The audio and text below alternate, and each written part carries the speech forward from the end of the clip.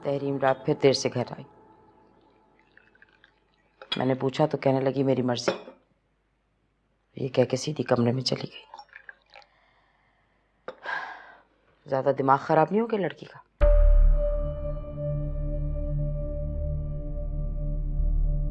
तुम्हारा अपना कितना हाथ है इसमें? क्या मतलब है इस बात से आपका? मतलब ये कि तुमने अपने रवैये पे गौर किया है? तुम्हारा बर्ताव कैसा है आजकल उसके साथ? उसका रवैया देखा है मेरे साथ? किस तरह मेरे सामने खड़े होकर बदतमीजी से बात करती है वो। तुम उसका दर्द बांटने की बजाय उसको ज्यादा मुतनफ्फर कर रही हो।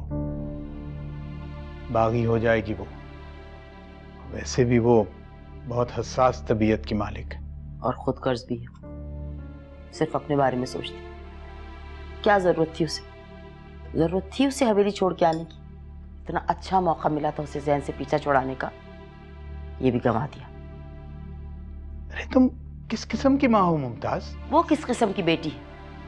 उसे अपनी माँ का जरा ख्याल नहीं है? आप बताएं मुझे, आजकल के दौर में कौन से ऐसे भाई बाबा हैं जो इतना ख्याल करें? लेकिन नहीं, उसने तो बच्चा उनके मुंह पे दे मारा। हमारे बेटे और बहू को भी इस तरह की बातें नहीं करनी चाहिए थी। तुम्हें से किसी को भी उसके कर्ब का एहसास नहीं है। जरूरत क्या थी उसे सब बातें सुनने की? वो तो अपने कमरे में बात कर रहे थे ना। उसे टोल लेने की क्या जरूरत थी? आज रोहेल ने जायदाद का मुतालबा किया, कल वो घर छोड़ के जाने पे तुल जाएगा। इसमें सारा का सारा कसूर तहरीम का होगा, क्योंकि कुर्रतुल ऐन मुझे बता चुकी है कि तहरीम का रवैया उसके साथ बिल्कुल भी ठीक नहीं है। तो बेहतर ये होगा कि आप अपने भाई साहब से बात करें। वही समझा सकते हैं कुर्रतुल ऐन और रोहेल को। और जहां तक तहरीम की बात है, आप उसको कसूरवार ठहराना छोड़ दें। आपको बेटे का घर से जाना बर्दाश्त नहीं हो रहा। बेटी चली गई तो फिर क्या करेंगी?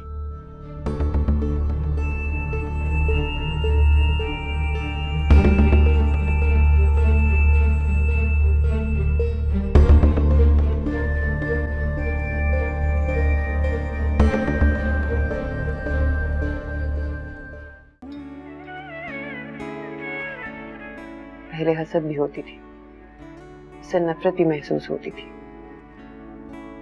मैं उसे मुजरिम भी समझती थी, लेकिन फिर मुझे एहसास हुआ कि इंसान का अपने दिल पर कोई इख्तियार नहीं। जिस तरह आप उससे मोहब्बत के मामले में बेइख्तियार हैं, उसी तरह मैं आपके बारे में।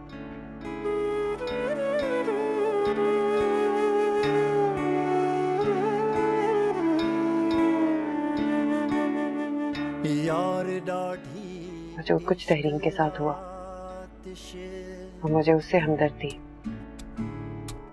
और मुझे ये डर रहने लगा है कि वही मेरे साथ भी ना हो जाए। यार डाढ़ी इश्क आतिश लाई लाई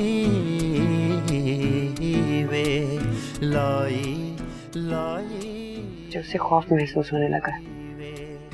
यार डाढ़ी इश्क मैं नहीं चाहती कि मुझे किसी की बद्दुआ लगे,